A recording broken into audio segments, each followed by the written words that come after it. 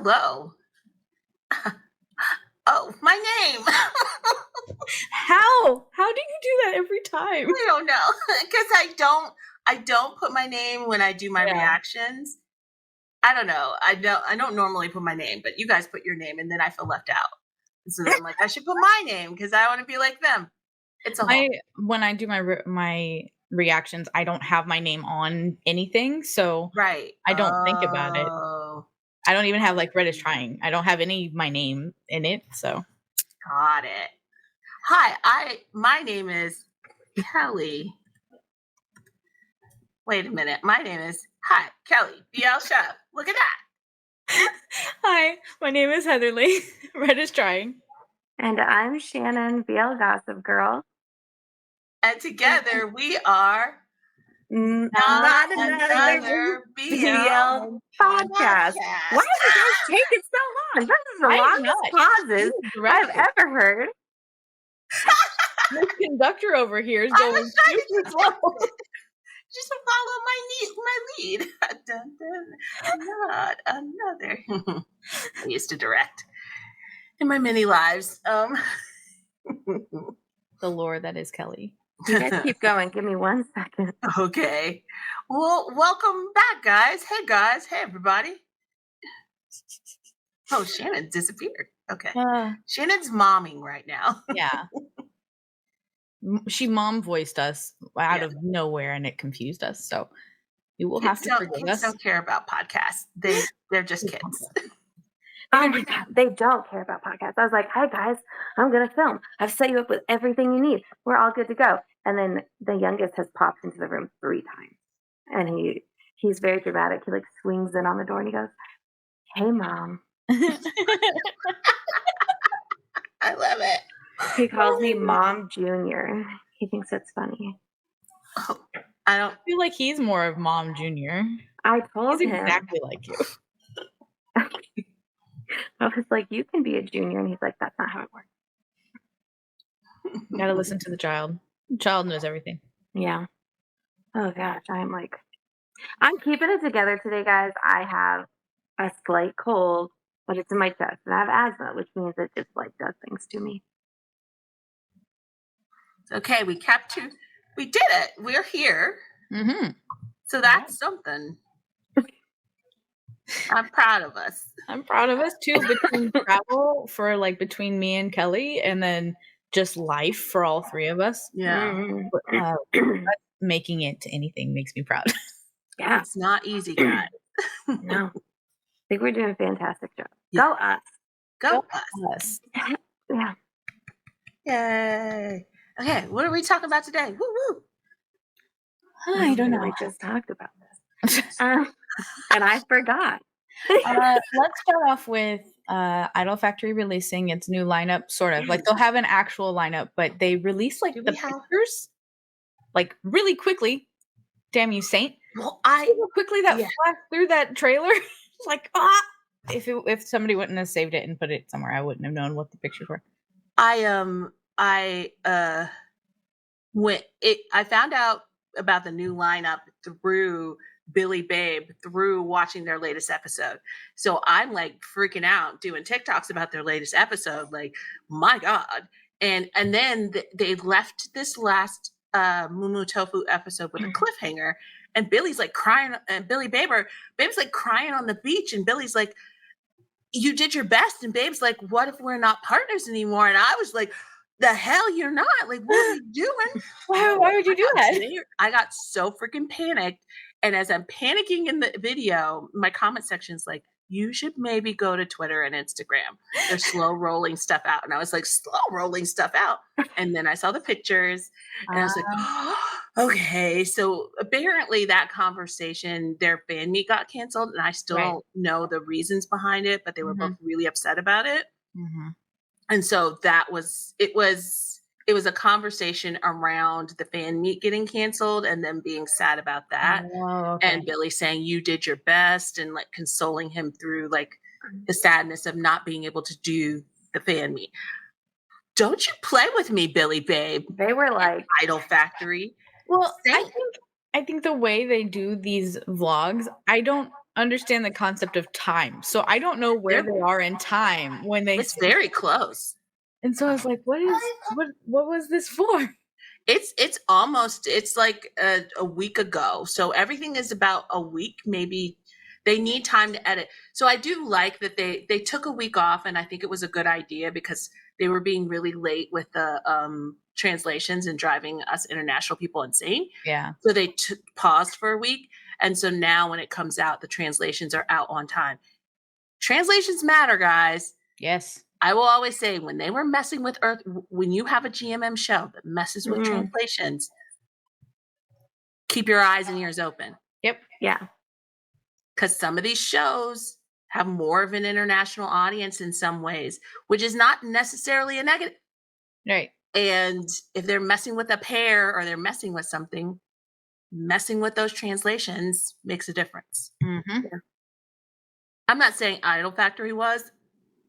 I'm No, saying, but it does it's affect important. things. Like, even if it's not intentional, it can affect things. I Yeah. noticed this isn't related to this, and it wasn't intentional, but when O2 Productions was releasing a lot of their Vietnamese, and it was before people were actively attempting to watch the Vietnamese BLs, there was a couple episodes that they just didn't get the translations in on time, but they released it. And there was a whole section of us international fans who were like, I don't know what's happening. And it's one of those super quick shows. So like, if you're not catching it, you're not catching it. Just like, there's things happening and I don't understand. And it affected how that episode did, because like nobody was willing to like watch it all the way through. And like they went back and fixed it, but it can affect things. Yeah, and if it's a numbers game and they're so intense about these numbers, it affects the numbers because we might not be in Thailand, but we give them numbers online. Yeah, we are that audience online. All right, Yeah. I'm gonna need you to lay down after this shit. You're concerning me. Oh, good Lord, woman. Am I that different? You were quiet and it's creepy. Yeah, you look like you were working hard to focus. I was, yeah. Well, I know. Especially we're talking about Billy Babe, and you're just like Talking about Billy way Babe too and Vietnamese shows that you like have actively participated in. I think I was like standing for too long. All my energy is gone. I just feel shaky. So I'm like, no, I need you to quit, like cancel on your friend. You have me concerned. Yeah. I will. I already sent a message. Okay. I just was like, it's because it's so everyone. I was going to volunteer at this gala tonight, and it's an organization that I love. They're called They're called the Hera Ovarian Cancer Foundation. But I was like thinking about it, and I was like, there's people there who are in treatment. Yeah. And I was like, you know what? I feel so horrible. I don't think I should. That's a good point. Yeah. Be there. Yeah. I'm like, but that definitely the Billy Babe thing calmed me down because they're doing a period piece. I don't know that I love. Look, I'm gonna get the same way with Century Love. I'm gonna give it a chance. Sometimes I don't like these storylines. I saw a brief. I don't know how accurate it is, so if it's wrong, completely disregard what I say. But I thought I saw something that said that it was like over time, so it was like them in different periods throughout time. Oh, I missed that part. Wait, Like, is that what it was? I could be wrong, but I'm pretty sure the thing that I read regarding it, because I was like, what I was trying to read, and it looks like it's like them through time because it's based on a book, I think. And I was reading like the description of the book, and it looks like it's them through time. Okay. I am not the most put together person. So this is either the plot that I saw for the Billy and Babe show, or it's the plot line for Max and Cow's storyline in that GL. I don't know. Because I read something that said he falls in love with someone that he thinks is a woman. Yes. And then finds out he's a man. And then it's like, oh, fights societal everything for this relationship. Move on. Sorry. What it could have been. So Mulan Redemption. That could be. Like I said, I was like, I saw some. Oh man, Yeah. I saw so many different like things. I was like, is this what I'm looking for or is something else? So like I said, I could be completely wrong, but it felt like based on the cover, they weren't supposed to be in a period piece the whole time. Oh, maybe. I don't know. Oh. That's why I Huh. was like, it looked like it. Have did you guys watch The Director Who Buys Me Dinner? I didn't. No. Okay, so But I know what you're talking about. that one, like the whole story starts in like period time and then they reconnect in a different timeline. Do you know what I mean? So that's what I was assuming that it was, but again, could be completely wrong and I'm okay with that. I don't really care. It's Billy Babe, I'll watch it anyway. I know that part. So the part Shannon described is the part everybody told me. Okay. I'm gonna be honest, they gave me like a full description, and I was like, I felt like it's gonna get like spoilery at some point. So that was one of the reasons I didn't read it. The other was just real long. I'll be honest, y'all. It was I had people message me. People are so kind, and I appreciate kindness. People are really But nice. I'm gonna tell you, I was like, whoo, this is like perfect 10 liners long, Yeah. this synopsis. And I was like, is this a synopsis or is this an excerpt from the book? It was so long. Yeah. So sometimes some people will be like, let me give you an overview. And I'm like, you just described everything. Right. Yeah, I don't want to know everything. Yeah. I don't That's actually what a want lot to of be people do to spoiled. me, especially if they're like, this is from a book, and then they basically give me like all the major plot lines of the book. I was like, whoa. No, don't do that. somebody did warn me in one of my comments. I do appreciate that. I did have, this was kind of funny, I thought personally, when Pit Babe was coming out, everyone kept dropping spoilers in the comments. It was so insane for that show. I don't know why this was like they were like, well, this is happening and this is happening, this is happening in the book. And so I messaged people, I said, hey, please stop posting spoilers. And they blocked me. Of course they did. Jesus. That was so funny. I hate that the Heart Killers book is out because I'm like, I'm going to need that show to release before these dipwads. I've already seen some. Ruin it for me. The only I'm grateful though that the only one that I've seen so far is someone describing like Jung's character specifically. Like they were just kind of describing who he is, like before and post having a relationship. Does that make sense? But like that's all. So I was like, I can handle that, but I don't want any more. Please stop. So I was like, I have to avoid this. I'm just going to say this here and now, and I don't have the level of energy that I would prefer to bring to this moment. But if you dare to come to my videos when this show is airing and be like, well, in the book, I don't give two shits about what happened in that book. The show was happening first. They're two separate things right now because the show was done first and then they had the book done. Right. So I just need people to understand. Yep. If it doesn't make sense in the show, I don't care what the book says. It didn't make sense in the show. Right. Yeah. And if it was described better in the book, that's cool. The show's its own thing. Yeah. Yeah. We all can agree in this group, at least, Only Friends cheated. Yep.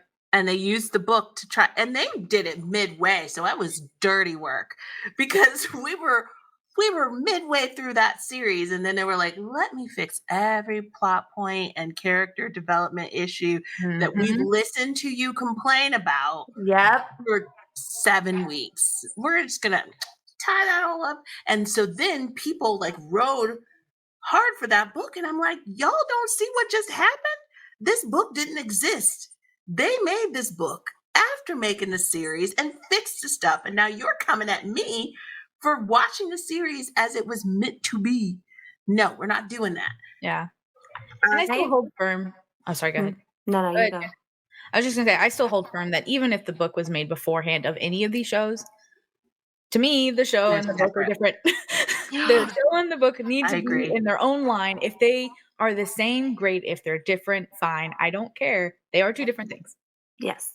I don't know where I'm pointing or at who because this always flips me. But I will say this. I have been struggling with the GLs, but I read Pluto. And that book was so batshit crazy. But something I appreciated about it was when I was reading it, every woman was a distinct personality in that novel.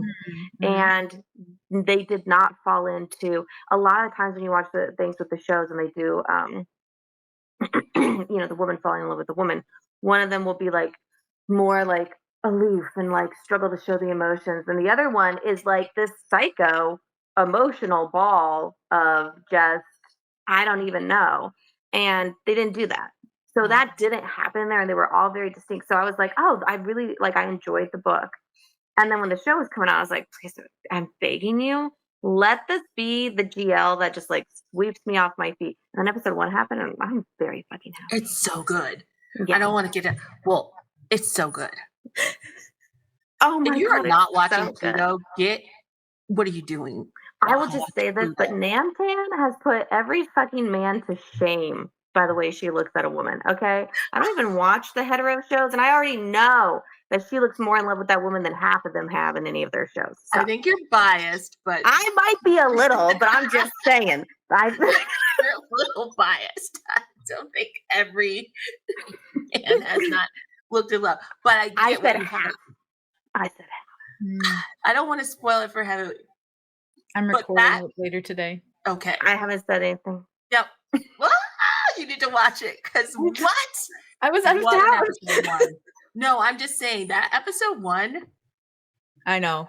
I've heard and I've seen a lot of clips, so there's not really much that you can surprise me with. But like, yes, I'm recording it today. I'm so excited for you. I cannot wait. Yeah, You have it's to so tell me good. everything you're thinking. That episode Okay. 1 puts episode 1. I will say this: that episode 1 puts a ton of shows episode 1s to shame. Yes, I agree. Because it was was like so bam, bam, bam, bam, bam, bam, bam. It like got you. It got you everywhere you needed to be, and then when you're like, well, how are you gonna hook me? It hooked you, and you were like, Oh, it hooked you. They better do that show justice. They better be promoting the hell out of it. mm-hmm. That show, once people figure out how good it is, This is the problem. I know I mainly talk about the boys and everything. I saw Namtan flirting with film on Twitter. I almost died. I was like, it's not safe for me to follow these women as they do all of this. I don't think I will make it to the end of anything. I appreciate, and I don't think this is a spoiler, that, and this goes to what you said about the characters. It doesn't feel like a heteronormative stereotype is being placed into these female roles. I think that's one of the things that bothered me in a lot of GLs.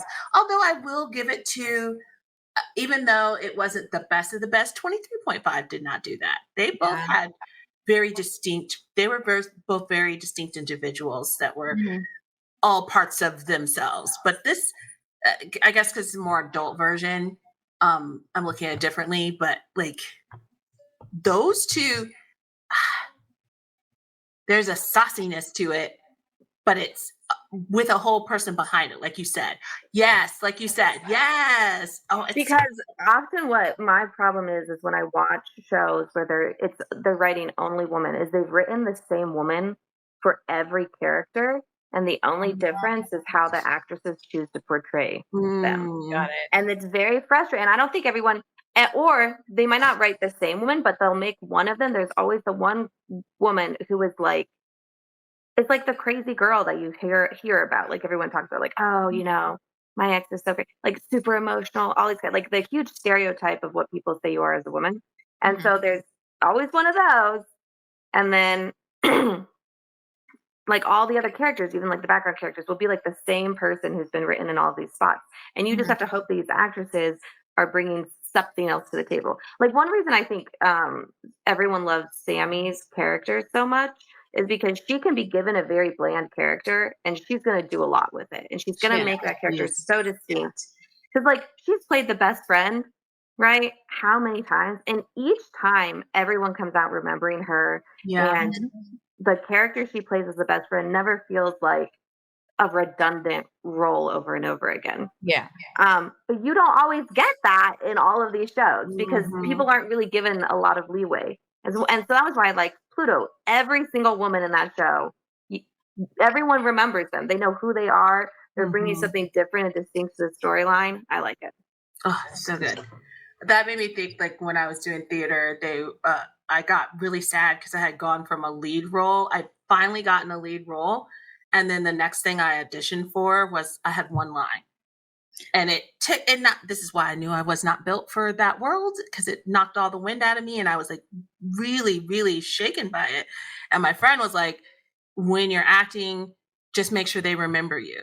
And that's what she said, take that one line and make sure they remember you. And so I had only one line, but I was on stage, I would say like 50% of the play. It was a play. And I was like drunk on a couch covered by a blanket. And so I was like, I'm going to play the comedy part of this and just be absolutely ridiculous under this blanket. And I had friends who were like, we came back to the second night just to see what you were going to do on the couch under the blanket, how you were going to change it, because it was so funny. And I was like, ha, ha, ha. Cracked the code. But that's Sammy. She's under the blanket, but you remember her. You don't even need to see her face. She's going to change every role that she's in. Yeah. Because that's like one thing with the female best friend is across these shows, they so often write them the same, but we remember every one of them who got portrayed differently and significantly. Like there's Yiwa from is it Yiwa? Is that her name in Semantic? No. I love the best friend in Semantic, sorry. It's hard. Oh fuck, it was the Max Tool show. She was like so remembered because she was like a really great character. The best. Yeah, I know who you're talking about. Yeah. The one from the Together with Me. Thank you. Together with Me. Yeah, from that series.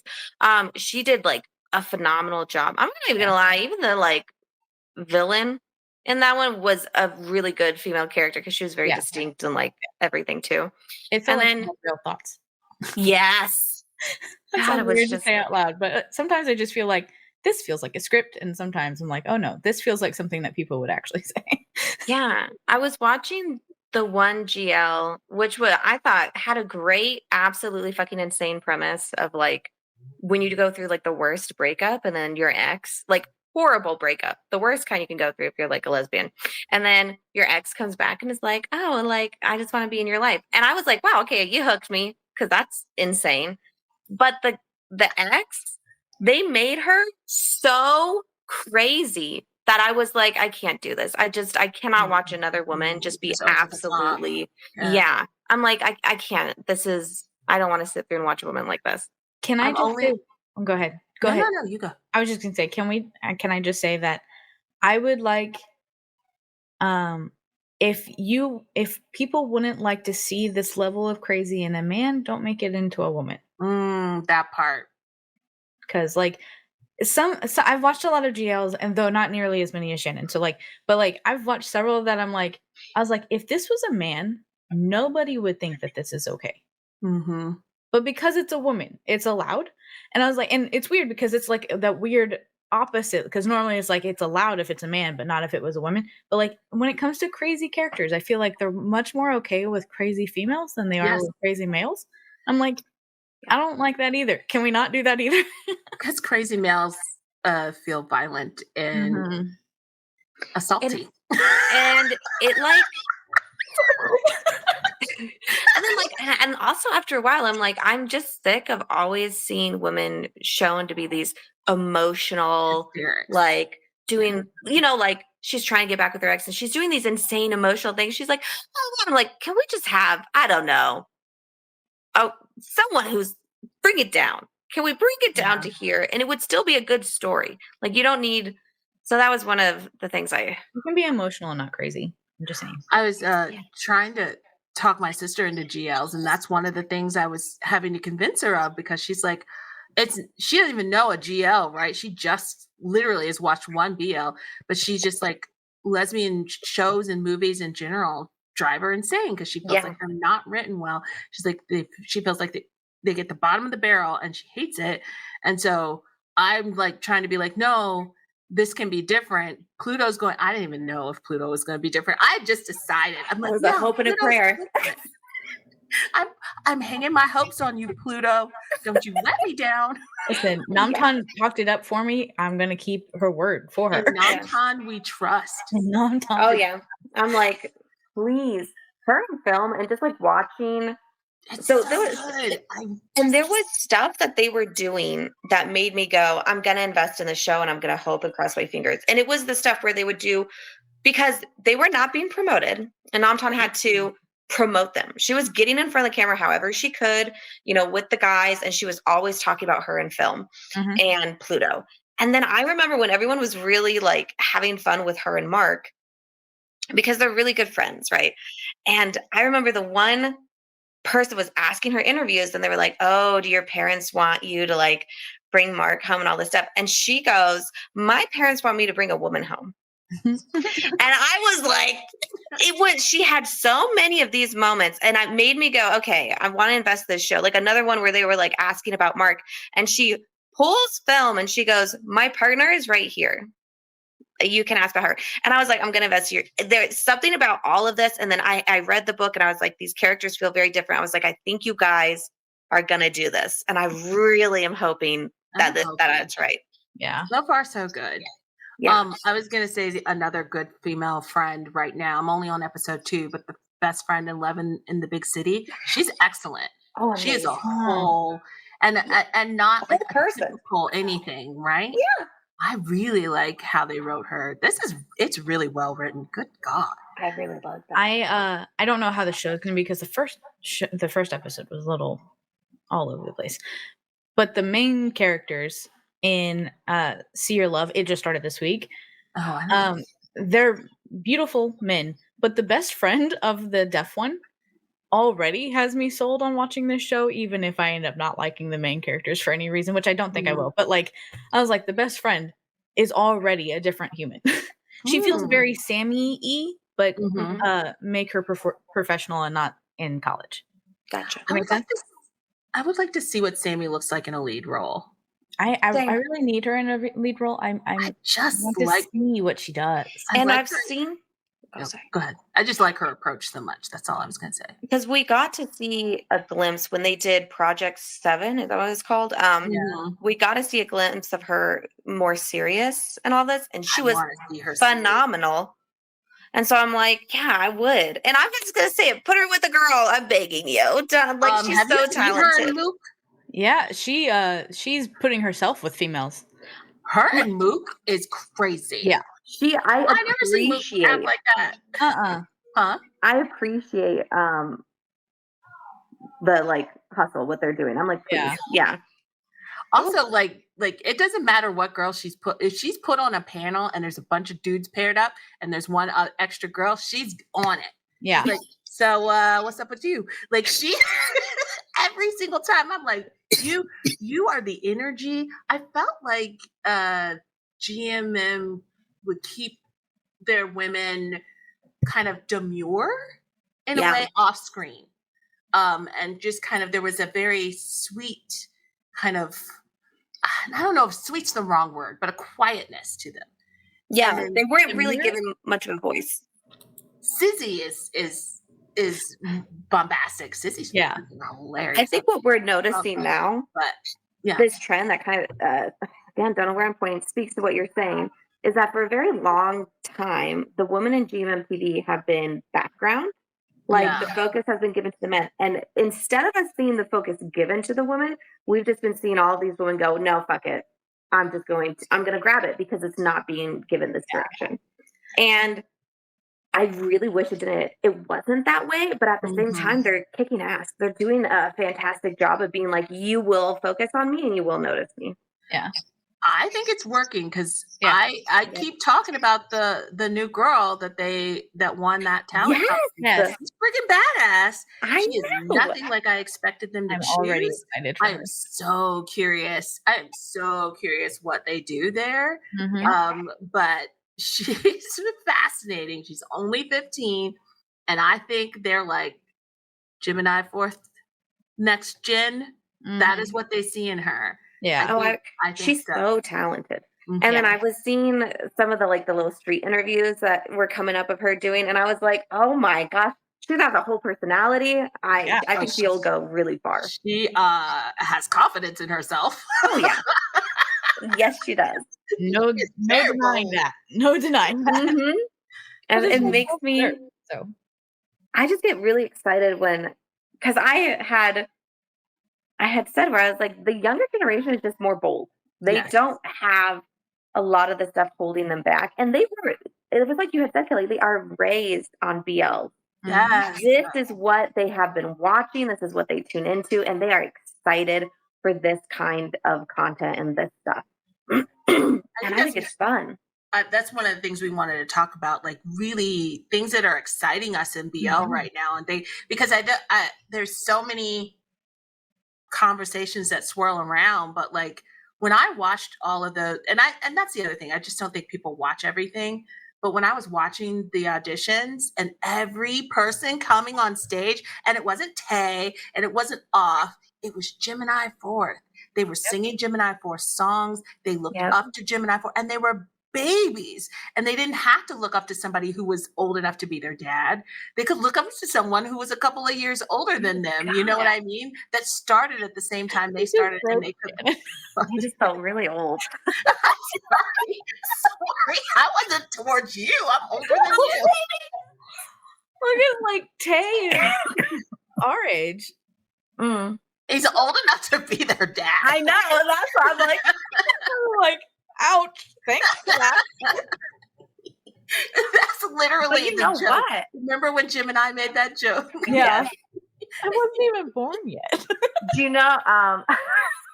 But like, it was cool to see someone closer to their age sitting in front of them. Yeah. And that's the impact that those shows are making, and the impact they're making. And I just think that is something really exciting.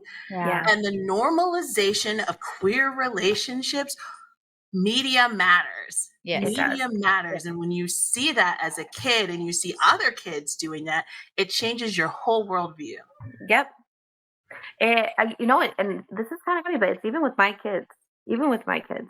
This is, the stuff I watch, and it's up there. And people get mad about ships all the time, and they're like, it's fan service. It's this. I just tell my kids, oh, they're just close. I say, this is just how, friends are. Friends get to be this way. And now my kids are growing up thinking like, oh, yeah, you can just be casual and do this, give your friend a kiss on the cheek, hold their hand. And I'm like, yeah, because that's what I want them to understand about everything. So I know people get like really heated about all of that, but I don't think everyone gets to see it from those point of views. It's normalizing so much behavior on screen and off screen. It's powerful, and it's important in all its forms. And like the twins started watching with us. We're tomorrow we're starting My School President. And they're beyond excited. They're musicians already. They're little theater kids, so they can fully relate. They were traumatized a little bit by Kim Porsche. Yeah, okay. That's not on us. They're old enough. They're not tiny, okay? They're 14. They're not children. But not their style. My nephew, his words were, I need this to end. Can we watch My School President now? Does not care for what is the character? Pete and Vegas Pete really thinks that's real messed up, and doesn't really care how they came to fall in love, because abuse is abuse, and everyone's a sicko for liking them. He is just like, I don't understand why anybody is okay with this, and it should be discussed. We did have him watch some moments to like understand that there was some progression there. There are important themes that came out of it, that Vegas was abused. Like those are things we did try to explain, but at the end of the day, he was just like, I don't want it. He's not really here for the dark romance. Not a fan. I mean, not a fan. He's. I mean, yeah. I don't. It's not. But I need all of their thoughts about My School President, because like, what does it mean? I need. We're recording the reactions. They have asked. Oh, did we get approval from all the family? Yeah, I don't know if their faces will be there, but they will be there. That's awesome. They're 14, so I've a thing with kids and being on stuff, and I really don't like it. I think children lose agency when you include them as children when they don't really have the voice to say, because it lives on forever. Their friends Yeah. can see it. It's just not okay. But they are 14. They're not like 10, you know, or, Yeah. or 9 or Yeah. something. They're 14, and they're old enough that they could make their own channel at this point. So it's better to be with us. And they have both sat down with their parents and talked about it, and they really, really want to do this. So whether their faces show, I don't know. Might be doing some editing, but that's okay with me. It depends on them. I'm excited to hear their thoughts. That's what Yes. Yeah, Me and they're too. also both in like theater and acting and stuff. So they're going to be, if they do the things they want to do, they're going to be out there anyway. So Yeah. Yeah. I'm excited. I love that. I do. I like that. Yeah, it is. I think it is hard with kids because, like, even my kids will have they want to get their opinions known. They're like, no, Mhm. they'll tell me, they're like, make a video.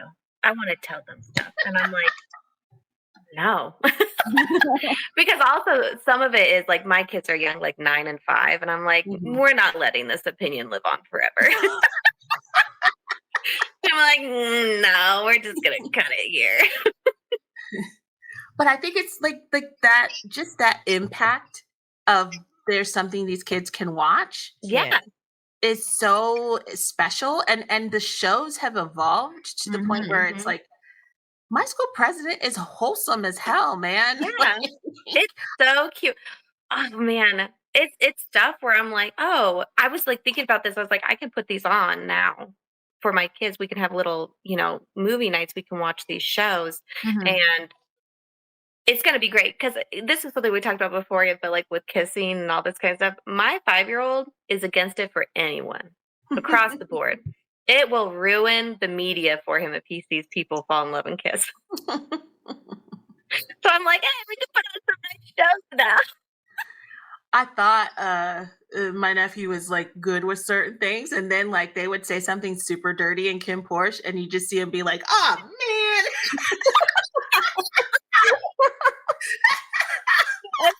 What was it? I was talking about something, and my son was like, you are not allowed to get married. If you get married, I will put you in timeout. And so like he feels so strongly about this and stuff. So I'm like, okay. He's just against romance in general. That's fair.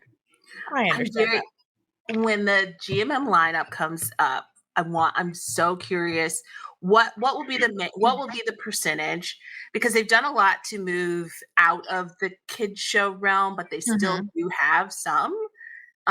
It's way on the other side now. So I'm just curious after these. So I feel like the last 2 years were experimentation. I agree. Yeah, Mhm.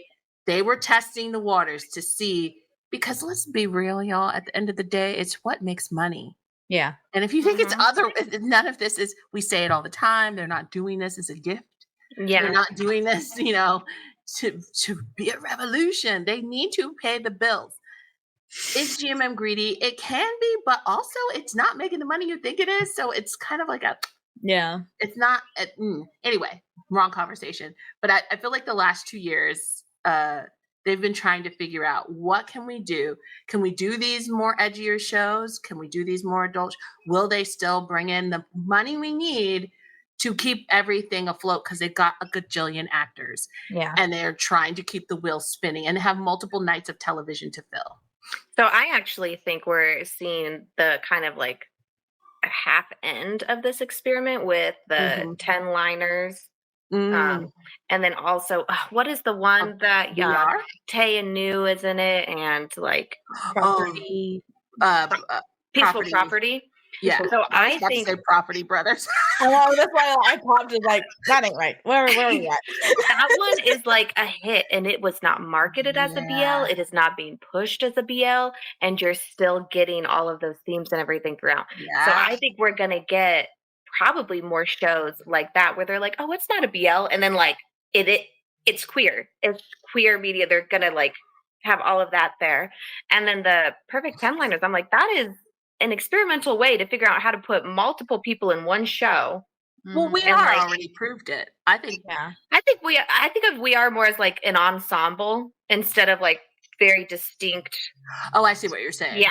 Wow. So I But think We Are it's proved the- that I guess it's all the same ensemble concept. will carry. But New is always really good at. That's his doing an wheelhouse. He's doing ensemble. that with Forever You. To me, Yeah. they're all. That's why I group them all the same because it's new. It's New's way, right? Yeah. He did it with Until We Meet Again. He Isn't did. that It, kind of what they did with Between Us too, though? yeah, it is. Yeah. It is. It is Ensemble his. cast. Well, not they. I was talking about New. Yeah. But Yeah, it's like his move. But I I think think that he's proven it's successful. I think he's. Yeah. We Are. To me, I say We Are because that was a juggernaut. It got crazy views. It did Mhm. really, really well, and it put a Mhm. lot of people to work. So it took that deep. When you got a deep bench and you can pull out We Are and Perfect in 10 liners and take care of a huge a chunk good chunk. of your lineup and say, well, I gave you this show. You It didn't do also nothing. auto fills lineups for like those concert things and those fan meets instead of Yes. just trying And to you can just pair things. put them on the It's circuit. literally just auto filling those things. Like, okay, well, this big, ensemble cast or whatever, this big thing, we can take all of them because they were all in the same show, but they are all distinctly different, and just put them in this thing. Yeah. Yeah. And whoa. So I think these final two will be like, maybe we won't see it put into the next year, but the year after we might see it for the perfect 10 liners, because if they can pull it off and they can do multiple ships with distinct storylines in one show of their airing time, I think we might start getting more of that as well. Especially because I heard that they went away from having they'll have their distinct things, but they'll be intermingled between each other now. Mm-hmm. So I feel like another thing that Perfect 10 Liners might actually end up testing the waters for is this is 24 episodes. Can they hold them for 6 months? We Are was the first steps. That's what I'm telling you. We Are was 18. It was a true ensemble. Now Perfect 10 Liners is going to step a little outside of that line with more episodes. I think that's and it keeps everybody working for a long period of time holding somebody for cast. Holding one set of audience for 5 months is extreme. Yeah, but we're going to do it. Yeah. Oh no, we're gonna do it. But like, did they release one a week or 2 a week? One. Okay. The other thing is, I think the companies, they watch each other, right? Yeah. And so Beyond Cloud is now going to put out season 2 for 4 minutes. And I'm like, okay, if this stuff starts being successful, we might start getting second seasons.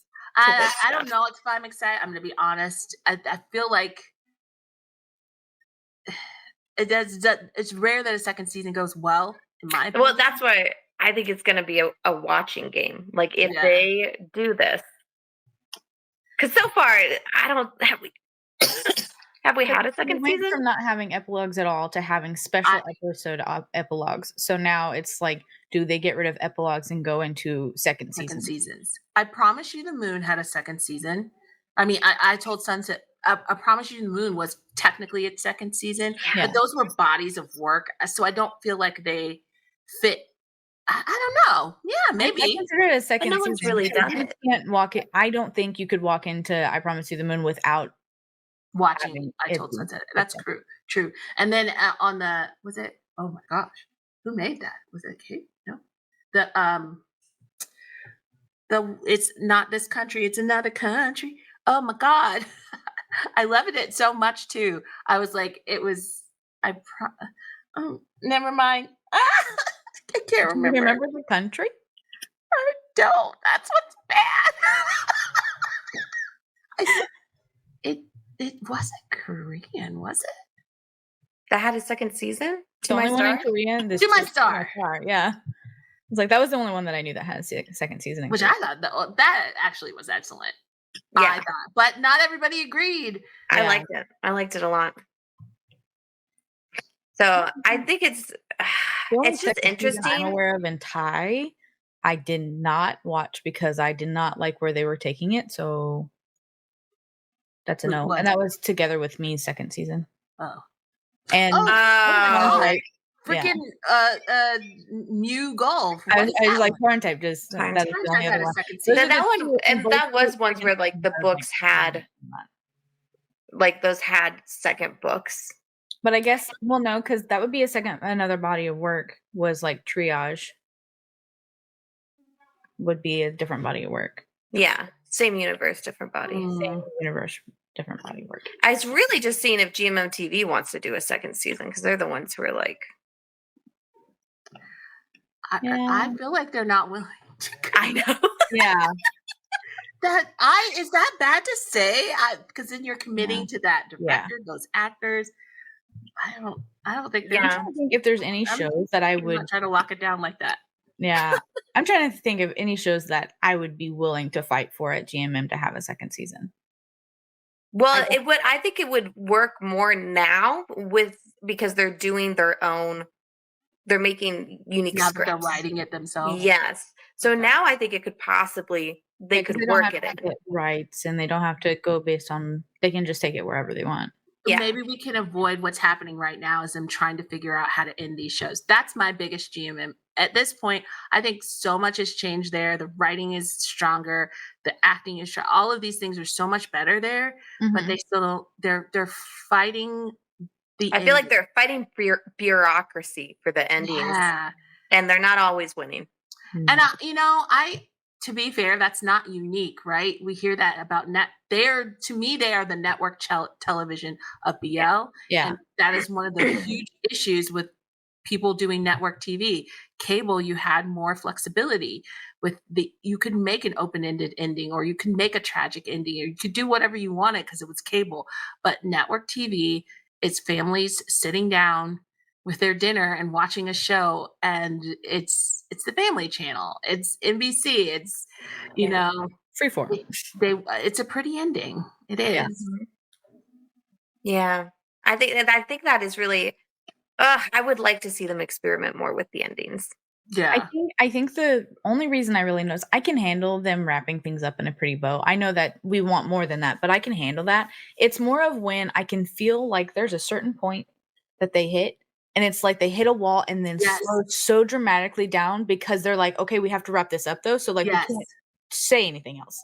And I'm like, okay, but I need something else. Like get me there. Yeah, for me, it's never been the bow. I like bows. I like pretty endings. Pretty endings. It's satisfying to me, but like it took me a long time. It took me a long time to understand the complaint because I don't mind pretty endings. So every time people would say that, I would be like, I don't want tragedy ending. Like, cut that out. Like, why are you wishing that? But then I think it was in one of these podcast conversations, you guys were like, it's not just the ending. It's how you get to the ending.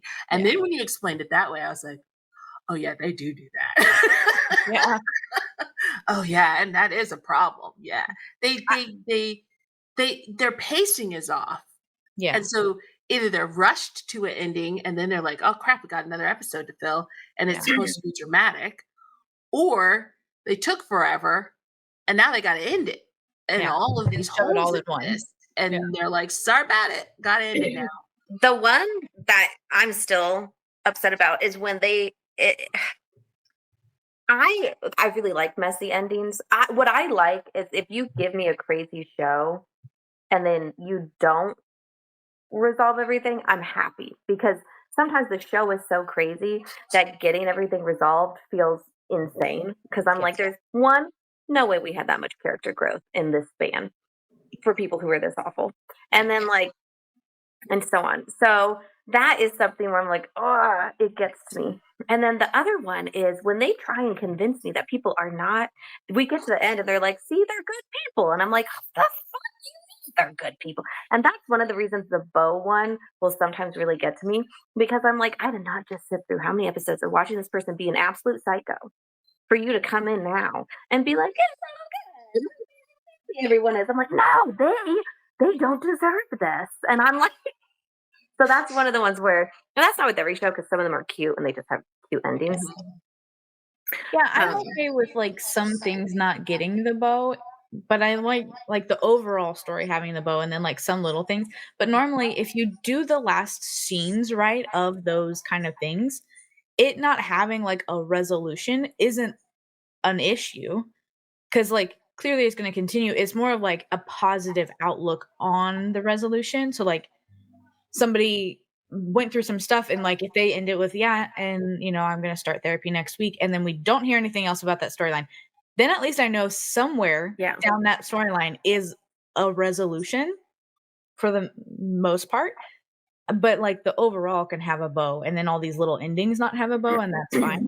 It's more of like when they try to tie up everything, I'm like, no, but but I love ending with the bow because I like feeling happy when it ends. Or like I'm okay with it ending. If it's like conceptually makes sense, then I understand it. Like I just rewatched, and it's not a whole series, so this is not fair, but it's just an example. Pee-Pee's rerun, because they were reacting to it. Oh yeah. Which was really interesting to watch people who have no subtext watch it, because the stuff they said, I was like, yeah. It's very interesting. But like it ends, it just ends. It doesn't give you any kind of conclusion. But to me, in the mere name of rerun, like it makes sense. Yeah. But it's open-ended in that sense that we don't get to know if there's a rerun, but the opportunity for one is there. And I like the concept of that. That is interesting to me. So that didn't bother me. I was like, oh. I also think that I'm a glutton for punishment sometimes, because sometimes I like shows to end where I feel like if they wanted to continue the show with like an epilogue, special episode, or like when they do those Our Sky like 2-episode ending things, or like a whole other season, I could feel like they do that and then be like, but where are you taking this? Yeah, I don't mind that. Yeah, that's the thing I get nervous about second seasons, is like, is there more story to even tell? What's left on the table? Sometimes there isn't. It's not written in a way that something's left on the table. So yeah. Did we all watch 4 minutes? I think so. Oh, did you not? Heatherly! Listen, I am busy. I know, but I really wanted to talk about. I won't. You can. I don't think you understand how many spoilers I have float across my pages. So we can talk about anything. It's fine. My thing was the ending of that show trying to gaslight me into believing these people were good people. Oh, yeah. We're what? We're good people. I don't think it was. Because after talking to you, I'm now on team. They're still floating in. Yeah, I don't. The way Salmon talked about it, which I do think it's kind of frustrating, because there's people who just watched it, and then people who watched it and then read Salmon's post. But the way Salmon kind of describes it is they want to be, if they could be good people, those are the good people they would be. Their inclination and their want, their dream, their 4 minutes is to be good people. But they very clearly were not. Neither. So that was my thing, where I was like, I don't feel like they can't be in reality, because the two of them in reality both were horrible people. So, and the other avenue you could take is through their 4 minutes, they explored being good people and became that's the other kind of funky one, where they decided to take on the characteristics of their 4-minute people in their real life. That was another. There's a lot, but what I told you, and now I'm like, I don't know if it was a cop out or she already knew there was going to be a second. I think she knew she was aiming for a second season. Because people were like, no, and I'm like, I'm okay with it. She literally was 4 minutes a book first, or did she just write the? She just wrote it. Yeah, she just wrote it. That's what I thought. And I've read her books, I've seen her shows, and she never does that kind of like. She will give you twists. She will do all this kind of stuff. It will be crazy. And so when it left like that, I was like, what the heck? And then they announced a season 2, and I went, okay, thank you. So she literally said, whatever you think happened, that's true for you. So there you go. Now I'm worried about season 2. She's like, your truth is the truth. Whatever you believe it to be. She helped write Dead Friend Forever. That ending I really liked. I really enjoyed the ending on that one. I trust Salmon on most things that she writes. Like I don't really have, but then again, everything that I've seen her do was a book that she wrote first. So like the adaptations of her book I trust because I trust her book. Does that make sense? Yeah. But like things like 4 Minutes where it wasn't a book, it was her just writing the show. I don't know what that's like. So It's interesting. I watched the people who got really upset with it, partly because of what you said, Shannon. Like we shouldn't be rooting for them. They're the worst ones, and like they're horrible. And you guys just ate this stuff up. And I'm just like, I don't really think that you're intended to root for them. I don't. Yeah. I don't actually think that is what they're trying to get you to do. That is a way to view it, but I don't think it's the way to view it. I don't think I didn't see perfectly many fine people to acknowledge they're not good. I didn't see many people thinking that they were good at the end based on what I saw. I saw a couple of people mad because they thought they wanted us to think they were good at the end. I think but that's all I saw was people wishing we got more of the good is all I saw. And I think I was like, I didn't know what was happening, so I didn't know what it meant. You watched it. The show, there was a point in the show where it was making me sad because we're just talking about this. I'm so sorry that we're just talking about all this and but it's when you're in Times. No, is that his name? What were their names? Jess's character is Great in Time. Yeah, because people were like, their names are Great Time. So I thought that one was funny. I spent the whole first episode flipping their name. But who was it? But Time, when it was his and what he did, because and his whole thing was like, oh, well, then I would just want to have a life with this man. Like, I would give up all the things. I just want to have a life with this man. It was genuinely making me so sad when I was watching this because I'm like, you're not fucking waking up to this shit. Like, it was hard to watch his like happy storyline because I knew there was no fucking way he was getting this.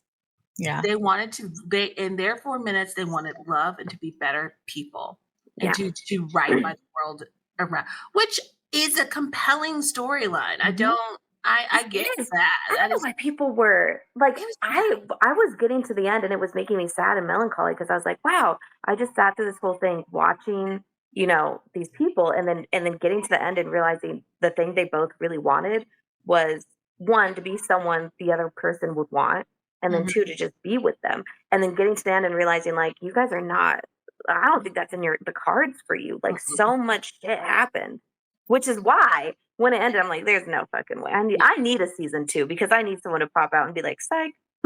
Yeah, I legit watched and I was like, neither one of them woke up. That's what it felt like.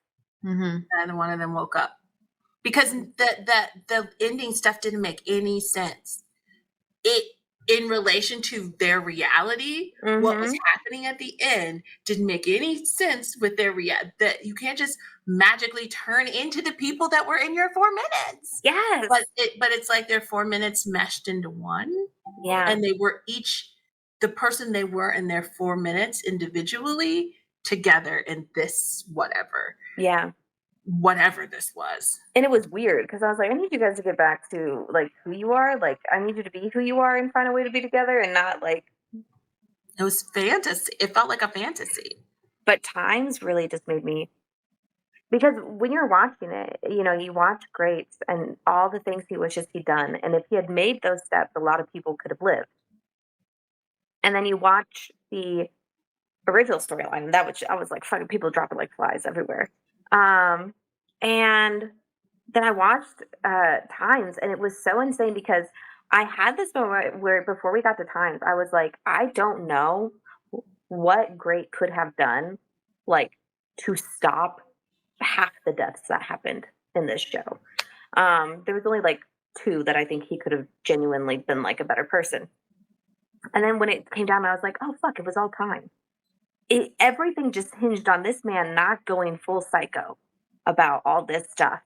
And I was like, God, and it just made everything so much sadder because then that Greats in this format's trying to change things to be better. I'm like, no, fuck, you needed that dude to just make a different decision. Yeah. I think it's thought-provoking in a good way. I enjoyed it. there are a lot of people with a lot of big feelings around it. And I was just like, okay. I'll say this.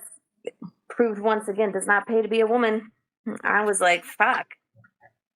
That's one thing I gotta hand it to Salmon is that every time she's in there, she's like, you will notice how shitty it is to be the woman caught in between all of this shit. I'm like, yep, 100%.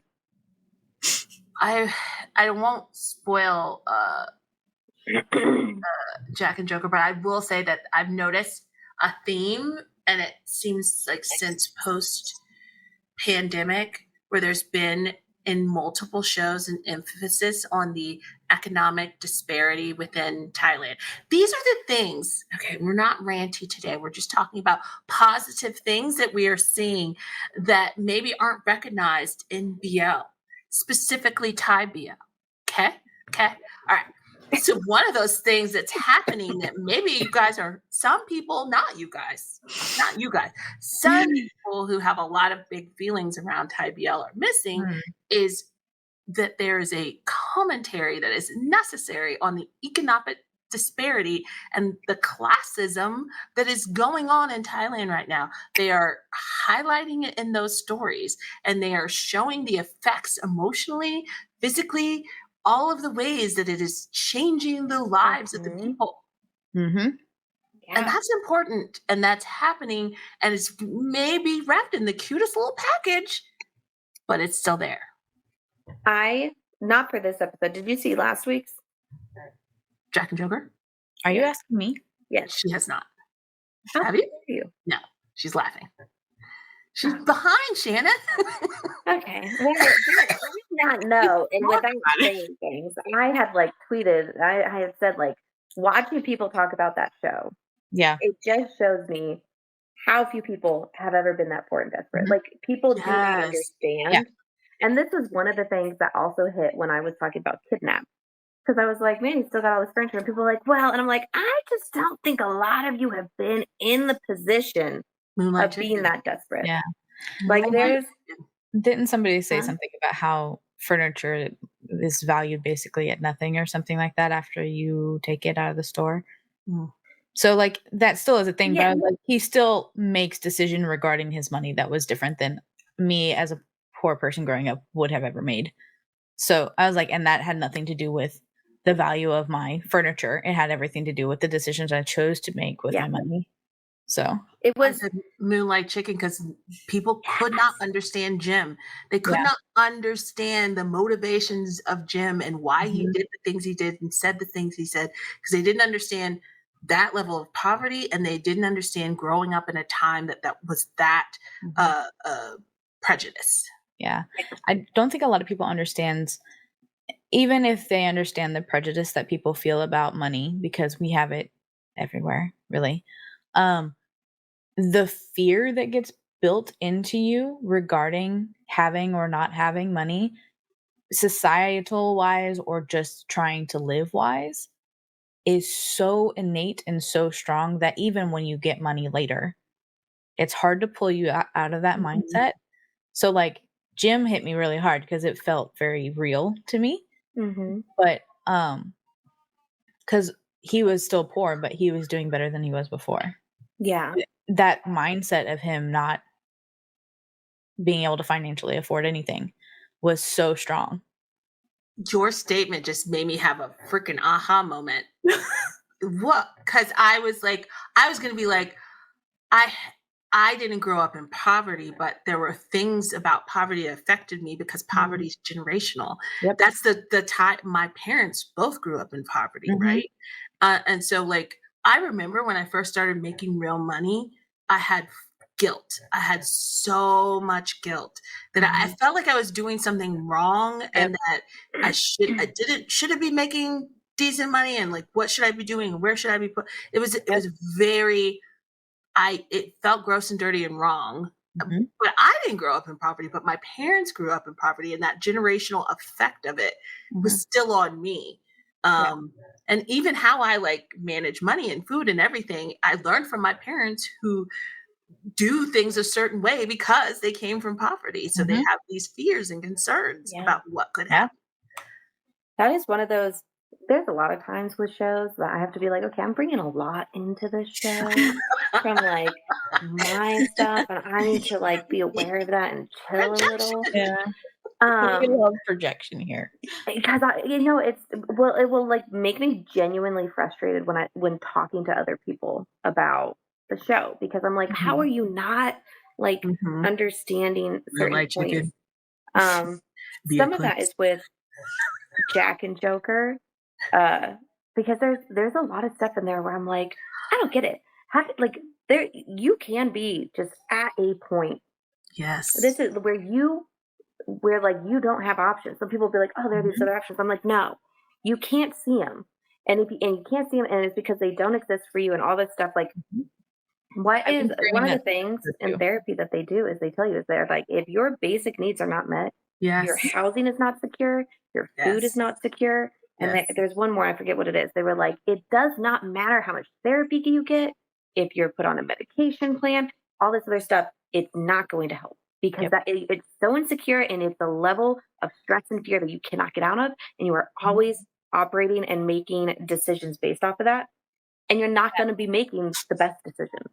Yeah, it's about survival mode. Your brain goes into survival mode until it feels comfortable enough to pull itself into like a normal mode. I don't know what the official name is that, but like that mode until you're feel stable in all those 3 areas, I think. If you feel you're stable in those 3 areas, it won't pull yourself out of survival mode. And even if you are stable, it will take a while for your brain to feel comfortable that is stable to pull yourself out. And so the decisions you make in survival mode are distinctly different than people make in a normal mode.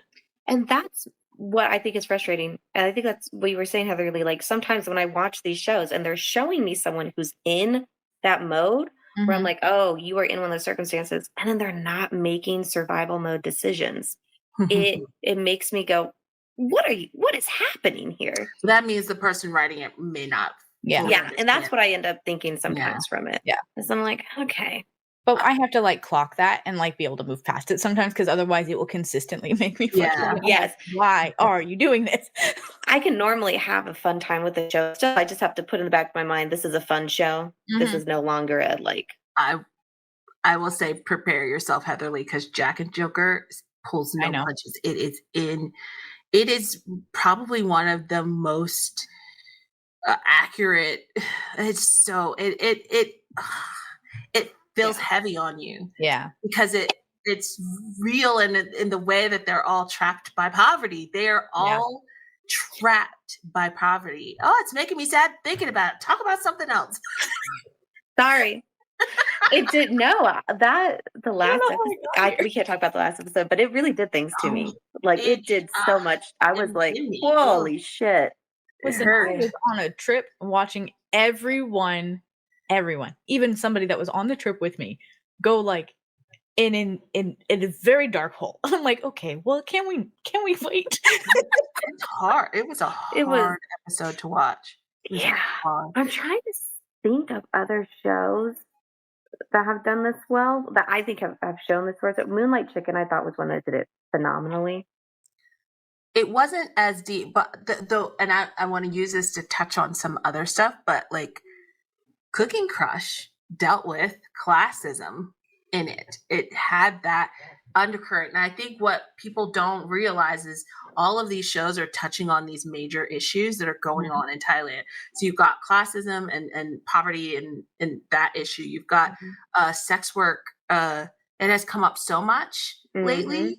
And safety in sex work and legitimization of sex work. It is a part of the landscape. So it's, these workers should be treated better.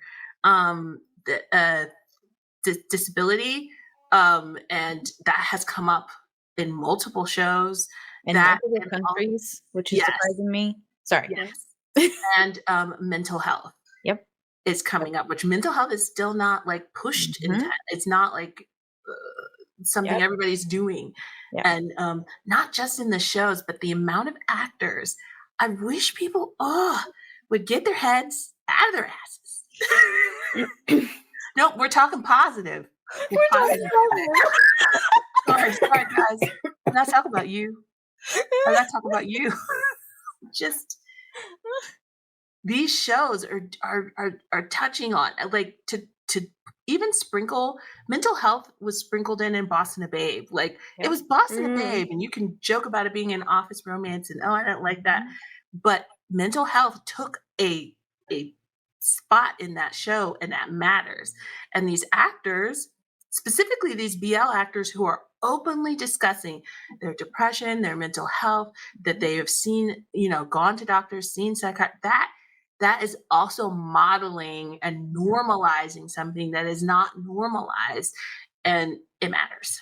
So, Yeah. I mean, even so, there we have a lot with GMMTV doing that, but Salmon has always wrote it into her I'm stories. in Thai BL overall. Yeah. Oh yeah. Because the ones you mentioned were GMMTV, but I'm like, Oh. people wouldn't even think of it. You watch Dead Friend Forever. That was social commentary. That was social commentary. And it was in a horror show. So like they're putting it into everything. Everything is being discussed. Yeah. I really like that though. I feel like they're bringing as much as the real world they can into some of these shows without bogging it all down. I feel like they're not making, like, there's some shows that it's very blatant, like that was the point of the show, was to bring that in. But I'm liking the more nuanced versions of being able to bring those things in. I like that nowadays, even if because it's not the main point, it's easier for people to digest some of the commentary, but I do feel like some of it's still hidden too much, that people aren't paying attention to why certain things are said or certain things are done, because they don't always catch the commentary, so they don't they just think it's not as important. And I wish, so it's a weird fine balance that they have to find between, like, how to not throw it in your face, but also like make sure you see it. Yeah, it's fun. I like it. I don't know. I'm so happy we have the wide array of shows that we have right now, because you get to have a little bit of everything, and we did not have that before. We So did people not. are complaining, but we did not. You got what you got, and it always was probably a very toxic storyline, and you just had to go for it because that's what it was, and we were in it. And I now like that we have different storylines at all different ages is not what I'm trying to say, but all different, like, playing fields kind of thing. Like, you have different things for different groups of people. Does that make sense? And I like that. And I think a positive is, like, every company doesn't need to be everything to everybody. I think there's enough companies now that they can find their lane. Like Idol Factory, he said he wants to put out more historical or like things that people wouldn't understand about Thailand that will make them more interested. That might, because he's smart, because a huge part of BL is attracting international audiences and making them want to come. And so by educating them through these different types of shows, he figured out a lane. That's his lane. Like Demundi's lane is kind of like this kind of, well, I don't know, because I haven't watched the two new shows, so I could be wrong about this. But it went into a zone of kind of like, what are the two new glossy, the more new show, the one was is it like a horror? It's supposed to be like a horror, right? With the two new guys. Yeah. The new one. But that one's not out yet. Yeah. Oh, it's not out. Well, that's why I haven't watched it then, guys. You don't watch it anyway. That's not your style of show. The commercial looked good, so I might give it a try. It does look so good. Listen, I want someone to watch a horror show with you. I'll give it a try. I can't promise I'll stick with it, but I have like 2 or 3 people that will watch horror shows, so I have them watch at least the first couple, and then I'm like, if it's worth it, I'll watch it. If not, I'm not going to do it. I really love horror and psychological and thriller, but what will make me drop it is if it's not giving me what I needed. I'm like, oh, come on. I like psychological thriller. I don't necessarily like horror, but I don't dislike horror. It has to have more of that thriller vibe for me to like the horror part. Yeah, I think my problem is that I get let down with horror so often that I'm like, that was one reason why I really enjoyed Dead Friend Forever, because I was like, wow, you were really freaking me out with this. It was just like, I was like, my heart, like I can't be comfortable at any point in this story. Yeah. This is all it. My brain went a million different places when you guys were talking. I saw it in your We were eyes. talking about how Demundi's more of like a glossy, polished show. And then I That's was where we were. I was trying to categorize all of I them. got And really confused of what the new shows were. I was I like, was thinking of Deep Hub, and then I was like, what are they? And then I felt like Deep Hub and Wabi Sabi are more collaborative, more than their own stuff, but they do more collaboration. And then my brain went to, where are the Wabi Sabi boys that are left going to go? We still don't know. we're all over That's where I landed. I took a whole journey. And I'm like, Cohort, where are you going? Oat, where are you going? I am curious, but with I have this weird feeling that it's Star Hunter. Didn't Frank just get taken by Star Hunter? Did he? Yeah, Frank just Star Hunter just announced Frank. Yeah.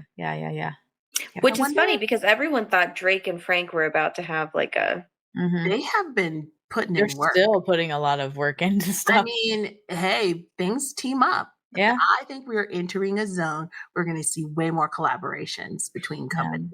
It will be interesting. Okay, so contracts. It will be interesting to me to see if we're going to get new style contracts.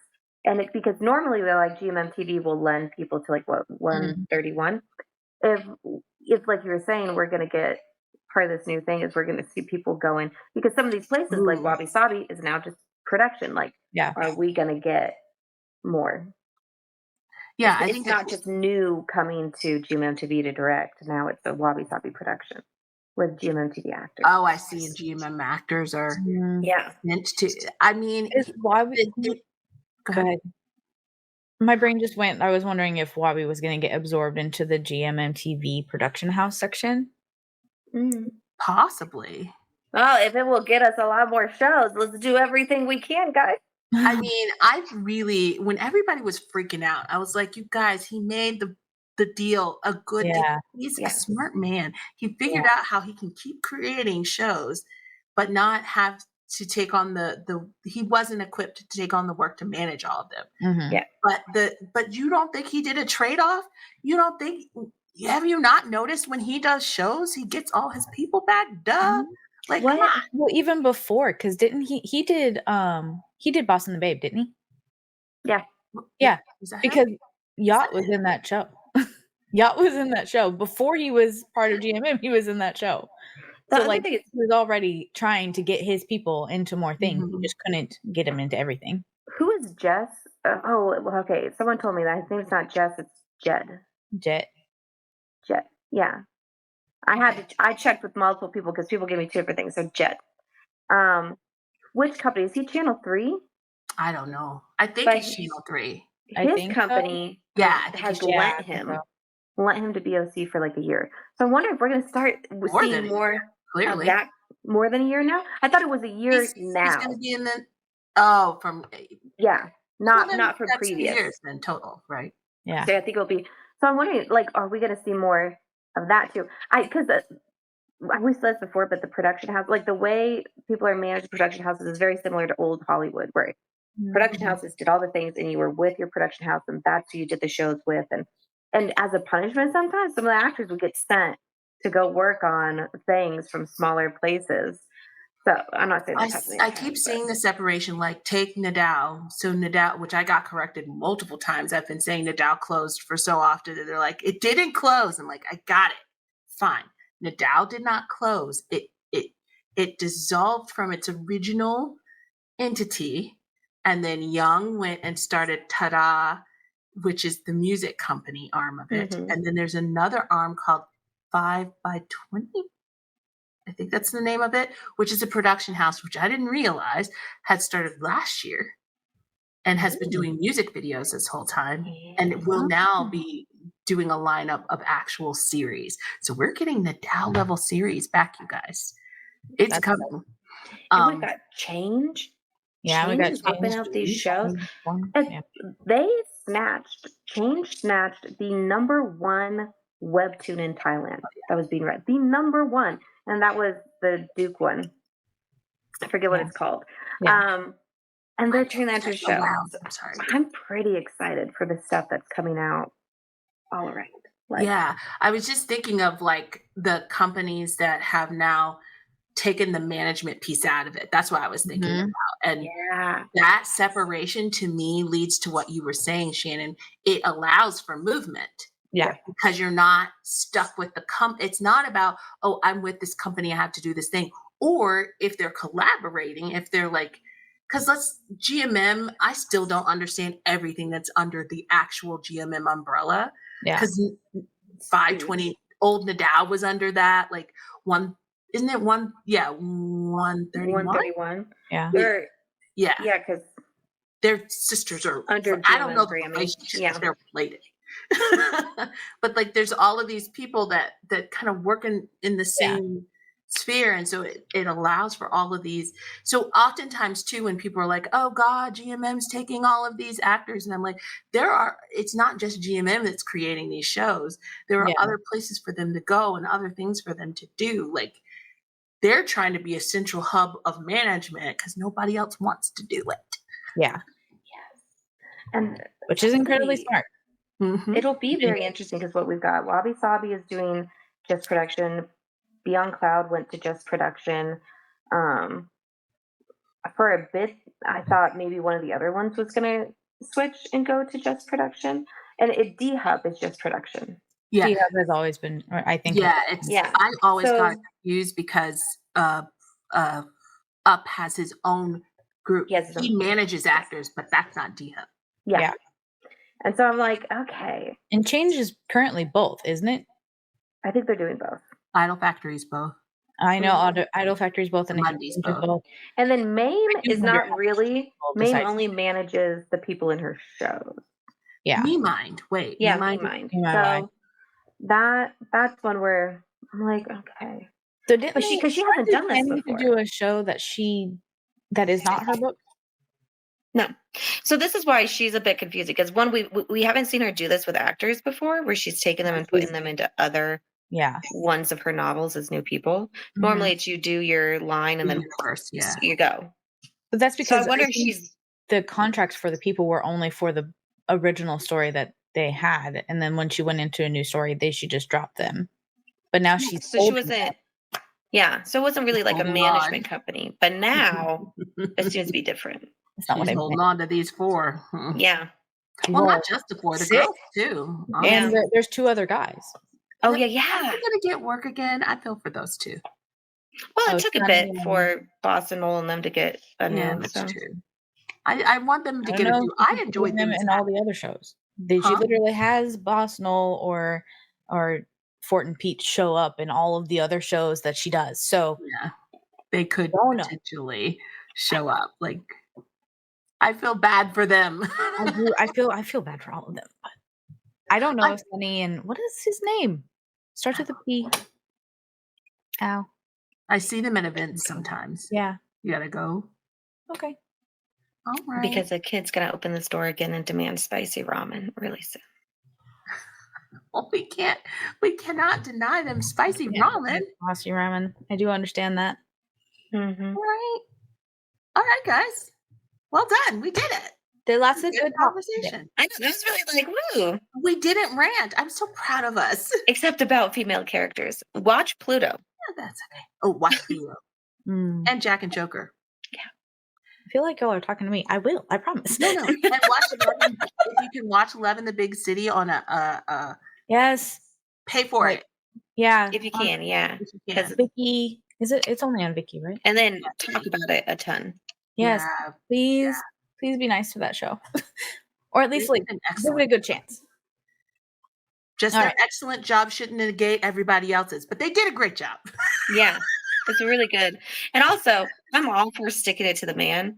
And right now they are actively sticking it to everyone protesting, everyone having an issue, and we support that. Yes. Yes, we do. We love that. Yes, we do. Mm-hmm. Really good. We have so much good stuff. There's not nothing, but we just maybe lay off some of these shows and just enjoy them. Yeah. Yeah. Have a nice time.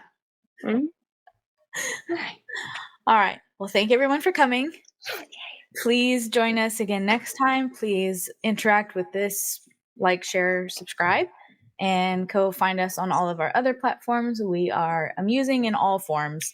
And please come back again for us in 2 weeks, as long as nothing goes wrong. So, all right. Bye, everyone. Bye. Bye.